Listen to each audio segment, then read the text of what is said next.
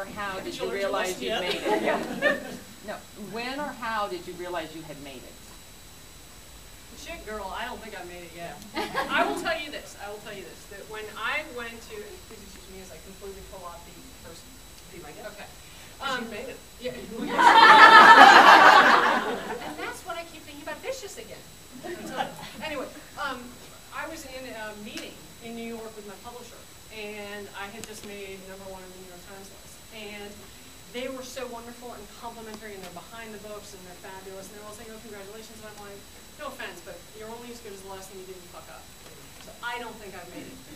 And I did not believe until I get out of this business that I may or may not have been successful. Every single book I approach like it's the last book I'm going to write, and the first book I'm ever putting into market.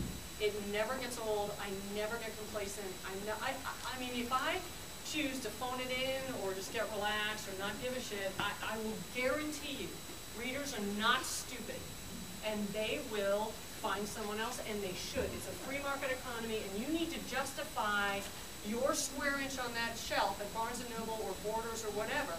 You need to justify it every time you come out. Well, was there like a function like this that you went to that you couldn't believe the response? You were Well, I the can't. first I mean, no, time. seriously. I saw you guys lined up, and I'm like, what the hell are they here for?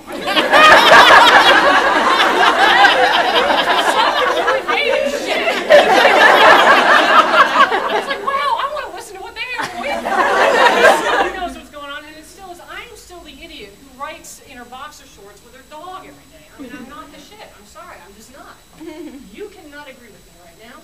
That would be great. You can just let that pass. But I mean, like, I really think that you have to, the way to survive and the way to continually make it is to feel like you never do. And your turn, when do you think you made it? For me, it was a little, I mean, I'm still in the process. I'm still along that road, you know, just as she is. And for me, the first big book was hard because my first mentor was Susan Brockman, and she's my critique partner. And so you assume that your debut book is going to immediately get #1. So when it didn't, I had to then step back and say, okay, I'm using the wrong metric here.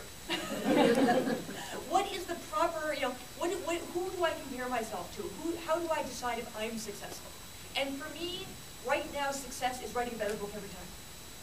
You know, that I want to deliver a better experience and bring the story, make it more immediate, you know, make more people cry, make more people come up to me and say, you know, I stayed up late reading your book. You know, and so on one thing, you know, I started writing because I hate commuting. Oh dear God, I hate commuting. And so now I would never, ever, ever suggest that anybody sit down with a career plan in mind of that I want to write full time. The anti-commute. Yeah, I have a really long commute. I got to walk my ass from my coffee pot to my desk. It can take sometimes a minute and a half. Maybe 2. No, it actually takes 5 minutes because the first time she forgets to put any of the coffee in the coffee.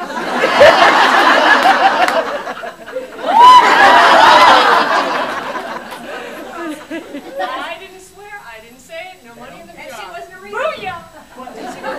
So actually, that is null points. I'll give you that. So for me, it was a piece of it was when could this be my main income? And so I still do some freelancing because you know, my background is in science. I like keeping a little bit of a finger in there.